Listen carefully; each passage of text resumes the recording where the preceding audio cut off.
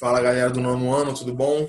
Meu nome é Fabrício, vocês já estão cansados de saber, vocês já estão cansados de ouvir que estão cansados de saber disso, tá? E vamos dar continuidade à nossa matéria com o capítulo 18, mais uma vez nesse formato, né, até o meu bloco para poder escrever chegar, tá?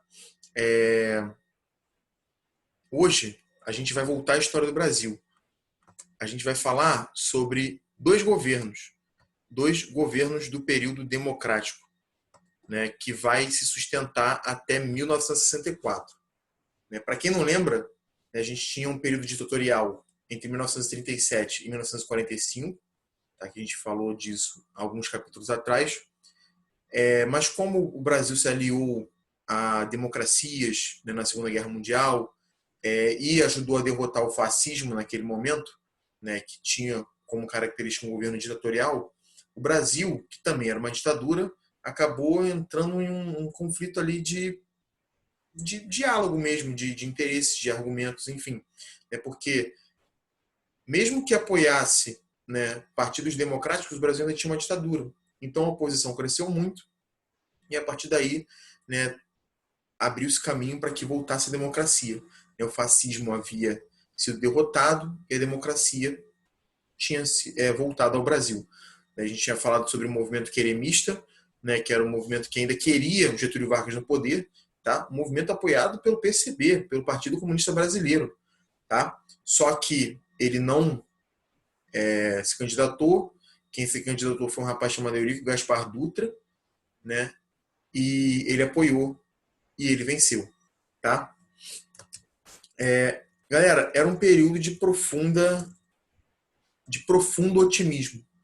Você tinha aí, 12 anos que a Copa do Mundo não tinha sido jogada exatamente por conta da guerra.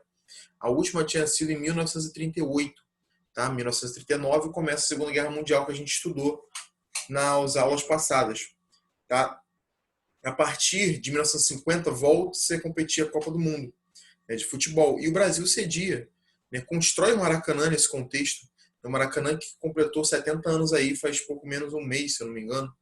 Tá? Em junho, né, completou 70 anos. Muita gente diz que o Maracanã ele foi morto, né, aos 60 anos, né, com a modernização e tal, mas o Maracanã está aí. E o Brasil perdeu essa final, né? A final, o Brasil chegou até a final, jogou muito bem o campeonato, só que perdemos por 2-1. Né? O Uruguai venceu e esse momento ficou conhecido como Maracanazo. Né? E aquele estádio que cabia cerca de 100 mil pessoas, né? Ele ficou em completo silêncio. Tá? 1950 já era o quinto ano do governo do Eurico Gaspar Dutra, né? Que foi um governo que a gente vai ver que teve suas controvérsias. Né? Então era um momento em que o Brasil estava otimista, rumo a um futuro melhor, né? E o Brasil vai lá e toma um 2-1 do Uruguai, da galera que vive aqui embaixo da gente. Tá? E galera, né, esse período democrático, que começa em 1945 e vai até 1964, ele começa, como eu disse, com o governo Dutra. Né? E como é um novo período democrático, você precisa de uma nova Constituição. Tá? O que é uma Constituição mesmo? Isso aí, perfeito. Uma Constituição é um conjunto de leis, é um conjunto de regras que nós temos que seguir. Né? Que ela demora muito tempo a ser elaborada, enfim. Principalmente as democráticas, que as coisas não são muito simples. Né? Você tem que dar voz a todos. Né? E em 1946 cria-se, né, uma Constituição mais liberal e democrática, tá? Com os seguintes pontos. Né? Primeiro, você volta com pluripartidarismo. Você não tem mais uma ditadura, você não precisa de um só partido. Tá? Você tem aí, os principais. Né? O PSD. Aqui, olha aqui meu mousezinho. PSD, Partido Social Democrático. Ele era um partido mais de centro. Né? Eu aposto que vocês já devem ter ouvido falar os partidos do Centrão, né, na televisão. Perdão, gente, os partidos mais à esquerda, os partidos mais à direita. Tá? O PSD ele fazia parte desse Centrão. Você tinha uma ala mais conservadora, mais ligada aos interesses dos Estados Unidos, né, dentro do PSD, do Partido Social Democrático, tá? Que era uma galera mais ligada à União Democrática Nacional, que é o outro partido, que é o UDN, né, que a gente está aqui, ó, esse partido era mais à direita, né, como eu disse, é um partido mais conservador, mais ligado aos interesses dos Estados Unidos aqui no Brasil. Tá? Além disso, você tem partidos mais à esquerda, tá? Como o PTB, Partido Trabalhista Brasileiro, tá? E o PCB, que é o Partido Comunista Brasileiro. Tá? Então, esses partidos em 1946, eles trazem para a gente uma nova Constituição. Caraca, professor, mais uma Constituição? Sim, mais uma Constituição. O Brasil ele vai alternando em períodos democráticos e períodos autoritários. Em períodos democráticos e em períodos autoritários. Tá? Professor, nessa Constituição, os analfabetos poderiam votar? Não. Tá? Essa conquista a gente só consegue na Constituição de 1988, né, que é essa que está vigente até hoje, tá? Que é chamada Constituição Cidadã, né, que é uma Constituição que é muito elogiada mundo afora. Tá? Galera, o que a Constituição de 1946 democrática estabelecia? Vamos lá, ó. Vamos ponto por ponto. Uma república federativa, tá? Então o Brasil é uma federação de estados que tem autonomia, né? Mas essa autonomia ela não pode extrapolar, ela não pode ir contra, né, a Constituição Federal. Tá? Quem garante que a Constituição funciona? É quem garante que todos os poderes estão seguindo a lei, né? O Poder Judiciário. Né? Por isso que a gente precisa de 3 esferas. Né? O Judiciário, o Legislativo, que vai legislar, que vai debater medidas, que vai discordar dentro da Câmara, porque é assim que é feita uma democracia. Tá? E o Executivo, que vai executar as leis debatidas ali. Tá? Que vai também propor, né, MPs, né, medidas provisórias, enfim, vai propor decretos, vai tentar, né, fazer passar a sua vontade, só que sempre, né, em equilíbrio com os outros poderes. Não, né?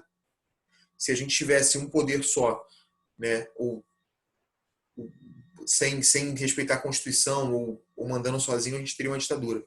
Né?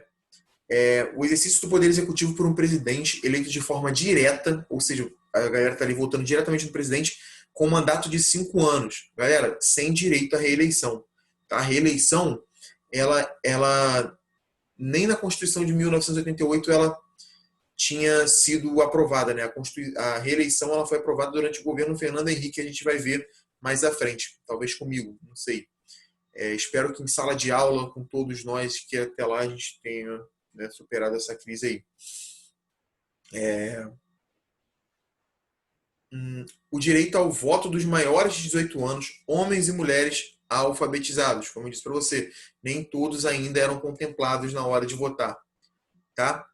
A continuidade da posição dos sindicatos em relação ao Estado, ou seja, os sindicatos ainda tinham controle do Estado, as organizações, né, de trabalhadores ainda tinham interferência direta do Estado.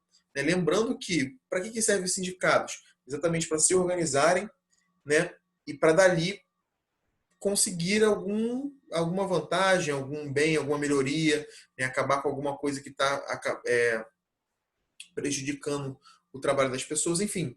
Né? Um exemplo que eu sempre dou é do sindicato dos rodoviários, que sempre estão, vira e mexe, você vê uma greve aí dos rodoviários, né, para de circular ônibus, enfim, né, para poder, sei lá, acabar com a dupla jornada, né, cobrar a passagem ao mesmo tempo dirigir, que eu acredito que seja um risco, enfim. O sindicato ele serve para poder cobrar mudanças. Né? O direito... Não, vamos lá. Aqui, ó, próximo. A continuidade da gratuidade do ensino médio. Né?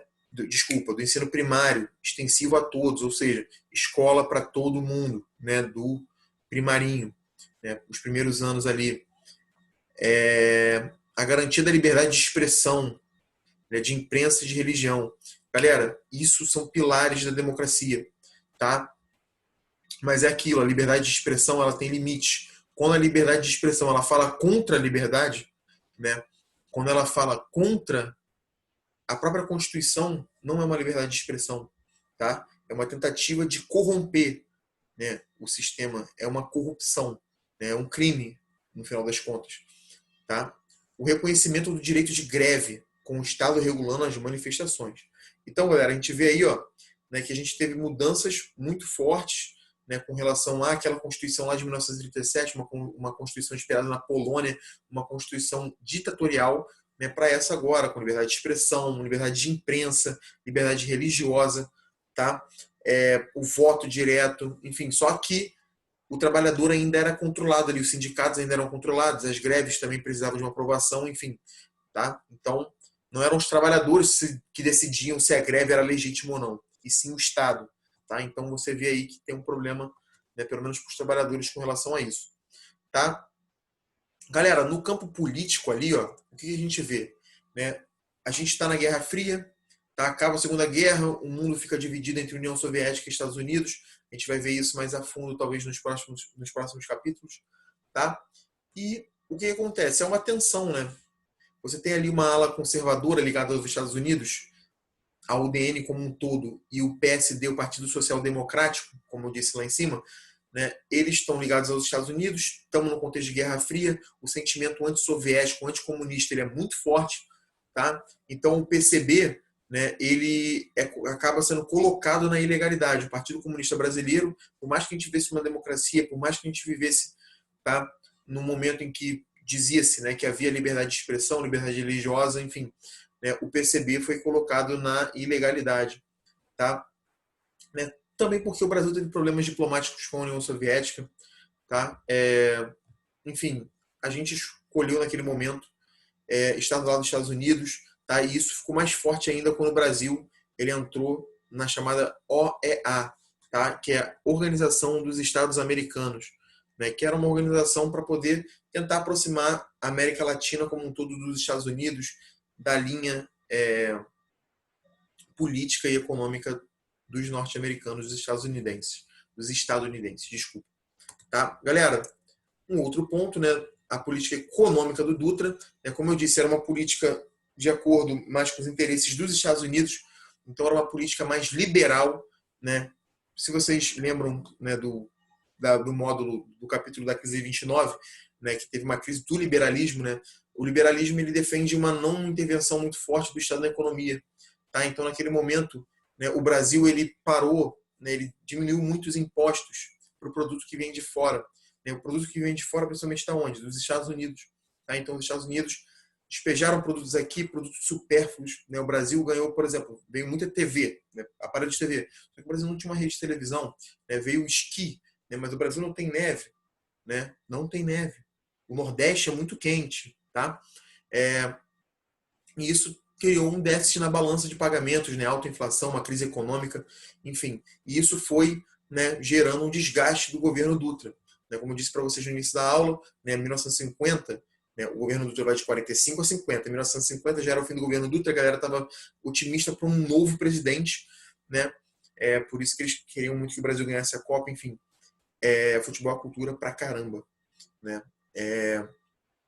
A partir de 1947, né, porque você teve esse plano aí de importações, né, que fez um déficit na balança, aumentou a inflação, desvalorizou a nossa moeda, você tem uma orientação econômica diferente, né? Buscaram ser equilíbrios nas compras, investimentos no setor industrial e maior controle da importação e da inflação. Galera, então, no primeiro momento, como eu disse, né, você tem uma política mais liberal e menos nacionalista, né? Vargas ele teve uma política nacionalista, investiu em indústria de base, né, investiu, né, na indústria nacional como um todo para que a gente pudesse desenvolver e se modernizar. Já a Dutra não seguiu muito isso, né, atendendo os interesses dos Estados Unidos e das alas conservadoras ali da UDN, né, principalmente do PSD, do Partido Social Democrático. Né, ele trouxe isso aí para a gente, só que mudou um pouquinho em 1947 e lançou o chamado Plano SALT. Tá escrito aqui ó, em negrito, Plano SALT, né, que tinha como objetivo investir na saúde, na alimentação, no transporte e na energia. Tá? A sigla foi criada com as primeiras letras dos setores em que se buscava investir. Procurava-se, assim, recuperar a economia e silenciar os críticos nacionalistas. No setor de transporte, um dos investimentos foi a construção, em 1951, né, da rodovia Presidente Dutra. Galera aí de São João, de Vilar dos Teles, né, de Nova Iguaçu, conhece muito, né, a Presidente Dutra. Né, essa rodovia ela foi construída lá em 1951, tá? Teve a finalização da sua construção em 1951 e foi um projeto, tá, desse plano SALT. Né? Só que não deu muito certo, acabou que Getúlio Vargas, né, no meio do governo, ele tira o apoio do Eurico Gaspar Dutra e perder o apoio de Vargas é perder um apoio importantíssimo para quem quisesse ter uma vida política maior, tá? E o que nos leva aqui, ó, as eleições, né? Como foram essas eleições em 1950? Galera, ao longo do mandato, como eu disse, algumas mudanças aconteceram nas alianças entre os partidos. A UDN e o PSD aproximaram-se, constituindo uma aliança de interesses bem forte no Congresso, né? Ou seja, a UDN e o PSD deram a base para que o Dutra pudesse aprovar os seus projetos, tá? Além de aprovar projetos também de parlamentares da UDN e do PSD. Né? Foi essa união que fortaleceu o Dutra nas votações e apoiou na aprovação dos seus projetos. Só que uma parte do PSD, né, insatisfeita com essa aliança, saiu e fundou o chamado Partido Socialista Brasileiro, PSB. Tá? Olha aí o pluripartidarismo, né? Liberdade de se aliar e criar alianças de bem entender. Tá? Vargas retirou o apoio dado a Dutra durante a campanha eleitoral e começou a articular uma volta ao poder. Percebeu que não poderia contar totalmente com o PSD, o Partido Social Democrático, né, aquele centrão, né? E assim procurou apenas alguns membros desse partido para compor uma aliança. Fortaleceu a sua candidatura em torno do PTB, do Partido Trabalhista Brasileiro.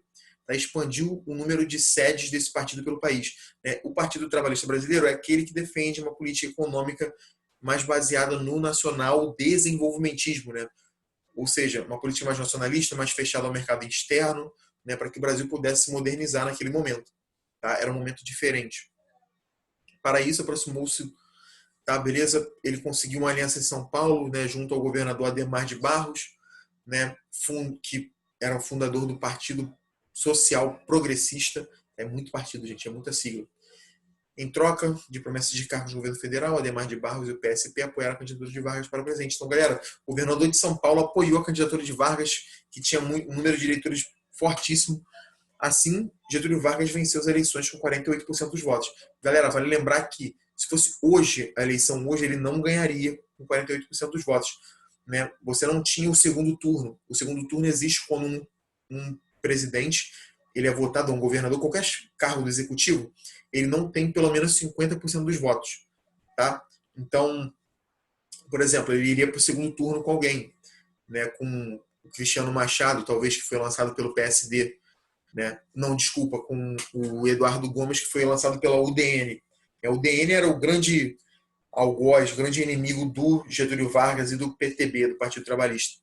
Tá? O Eduardo Gomes, que tinha concorrido com o Eurico Gaspar Dutra lá em 1945, concorreu de novo em 1950. Tá? Ele iria para o segundo turno com Vargas, só que, como não tinha essa perspectiva de segundo turno, 48% dos votos era a maioria e vamos embora. Tipo a final do BBB. Tá? E daí a gente vai para o segundo governo Vargas. Galera, o governo Vargas, né, nesse momento, né, olha isso, ele ficou 15 anos no poder lá atrás, 1930 a 1945. Dentro desses 15 anos, em nenhum momento ele foi eleito, né, não pelo povo. Em 50 ele foi eleito pela primeira vez, né, que ele vai ser eleito pelo povo, tá? Ele vai governar de 51 a 54. Mas, professor, não eram 5 anos de governo? Sim, vocês vão ver por que foi só até 54. Galera, o momento era totalmente diferente. Tá? O fascismo já havia sido derrotado, era uma democracia, o jogo era outro. As regras do jogo eram outras. Tá? Primeiramente, ele ofereceu cargos ali ao PSD, o Partido Social Democrático, ali do Centrão, para ter um apoio, uma base ali no Congresso para poder governar. Ao mesmo tempo, o Ministério do Trabalho foi para o PTB, o Partido Trabalhista Brasileiro. Tá? O ministro do Trabalho do Getúlio Vargas era um carinha chamado João Goulart. João Goulart vai ser presidente do Brasil, tá? E vocês vão ver em que momento. E naquele momento você tinha uma divisão, gente. Uma divisão, por exemplo, né, da sociedade. Dentro do exército você tinha militares, né, conhecidos como nacionalistas, né, que eles queriam o desenvolvimento do Brasil mais autônomo, ou seja, sem muita dependência do capital estrangeiro. Para isso, você precisa de uma intervenção do Estado na economia. Tá? Só que haviam outros setores do exército, como os pejorativamente chamados, né, de entreguistas. Então, se tinha nacionalistas e entreguistas. Tá? Nacionalistas, aqueles que defendiam uma política mais autônoma econômica, né, em que houvesse mais intervenção do Estado na economia, tá? Que as riquezas do Brasil fossem exploradas, né, pelas empresas do governo, do Estado, né, e que esse dinheiro fosse revertido em educação, em saúde, enfim. E os entreguistas, né, que desejavam uma abertura ao capital externo, né, ou seja, que queriam dar direitos a empresas estrangeiras, principalmente a dos Estados Unidos, tá, a explorar os nossos recursos naturais, como energia elétrica, como petróleo. Tá? Esses dois lados, né, os nacionalistas e os entreguistas, quem faziam parte desses dois lados? Vamos lá. Aqui, ó. Você tinha ali grupos sociais, né, como o exército, como eu disse, a linha nacionalista, né, você tinha o empresariado, né, mais da classe média, as classes médias urbanas, apoiando esse projeto, né, de autonomia do Brasil com relação a outros países. Tá? Tá aqui, ó, massas urbanas, exército, uma parte do empresariado. Tá? E do outro lado, né, o alto empresariado, a galera mais rica, né, uma parte do exército, chamados entreguistas, como eu disse, e os políticos da União Democrática Nacional, da UDN. Lembra que eu falei que a UDN ela vai ser a principal oposição ao Getúlio Vargas? Né? Por quê? Porque também Getúlio Vargas tinha, né, como a gente viu lá na sua ditadura e antes disso, uma política, ele acreditava na política nacionalista, né, de nacional desenvolvimentismo, né, de desenvolvimento autônomo, né, para que o Brasil pudesse, né, ser dono, né, das suas próprias riquezas. Tá? Tanto é que ele seguiu essa linha, né, e isso chateou muito os setores mais conservadores da sociedade, uma galera mais ligada aos Estados Unidos. Tá? Ele criou o BNDE, o Banco Nacional de Desenvolvimento Econômico, tá? Para quê? Para financiar empresas brasileiras. Tá? E em 51, né, que o bicho começou a pegar mesmo. Olha aí a imagem, ó. O petróleo é nosso. Galera, Estados Unidos, tá? Um país extremamente poderoso que depende muito do petróleo, né? Para ele formar essas alianças na América Latina significaria o quê? Mais petróleo. Vamos gastar o petróleo da galera, vamos comprar, vamos conseguir a exploração, tá? Em 1951, né, o Vargas enviou um projeto ao Congresso, né, que buscava estabelecer o monopólio estatal do petróleo. Ou seja, Estados Unidos, aqui não. Aqui o petróleo é nosso. Tá? E para isso ele lançou uma campanha nas rádios, né, para que a população ela fosse, né, às ruas lutar pelo petróleo, para que o Congresso aprovasse, né, esse projeto para que o Brasil pudesse, né, ter total liberdade para poder explorar o próprio petróleo, o petróleo que está aqui no nosso território. Enfim, tá? Os grupos políticos que apoiavam os Estados Unidos, né, como a UDN, os setores mais conservadores e o alto empresariado, como eu disse para você, os entreguistas, é por isso que tem esse nome pejorativo, né, de entreguistas, né, eles foram contra, só que a pressão nas ruas foi muito grande.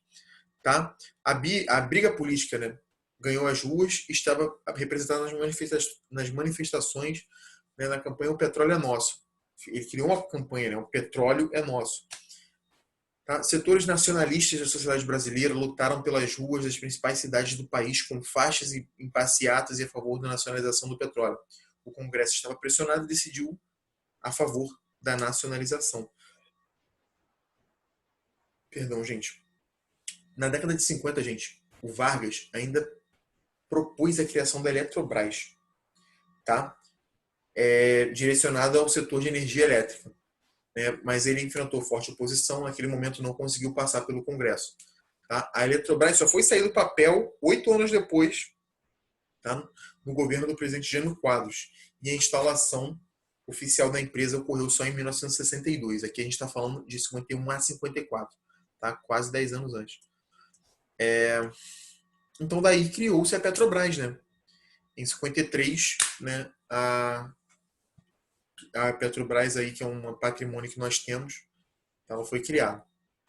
Uma das maiores empresas do mundo de petróleo, tá? Que é brasileira. Galera, daí a gente vai para a crise do governo Vargas e o atentado na Rua Toneleiro. Gente,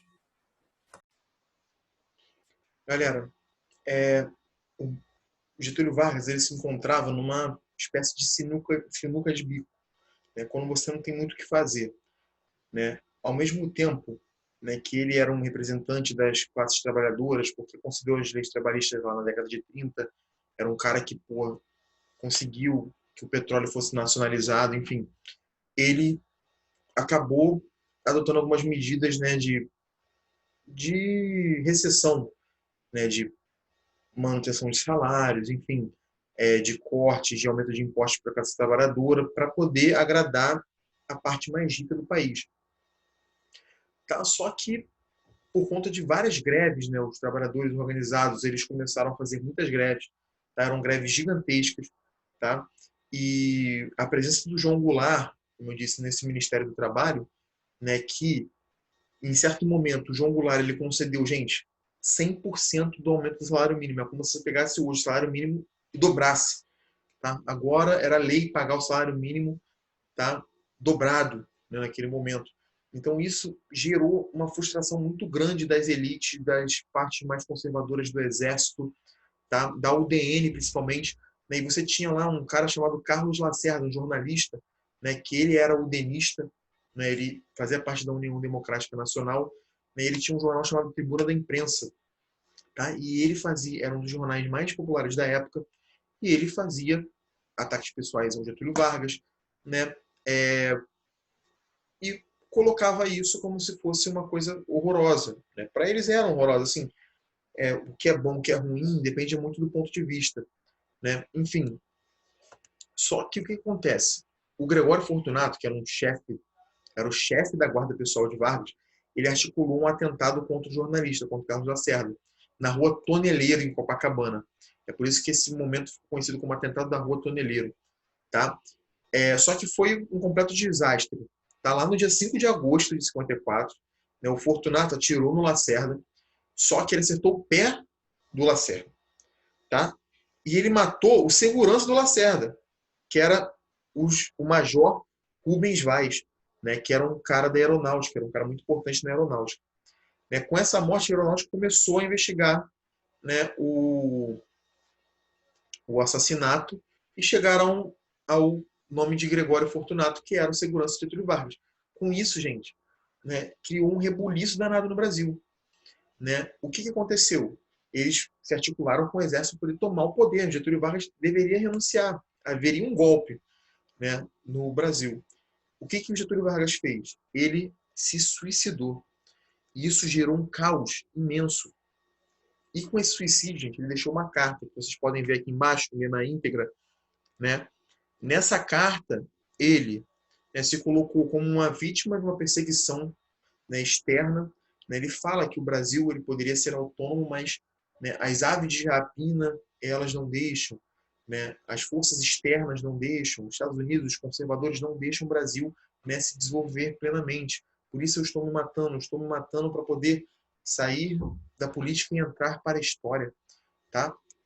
Galera, essa carta ela foi divulgada, né, pelo jornal A Última Hora, que era um dos poucos jornais que ainda apoiava o Getúlio Vargas.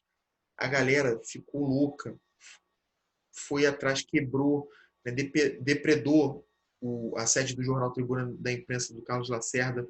Né? Acabou que ele conseguiu culpar o Carlos Lacerda, o UDN, os militares mais conservadores, o alto empresariado, pelo suicídio de Vargas, que era uma figura tão querida. Né? Tão querida, gente, que ele foi enterrado no Rio Grande do Sul.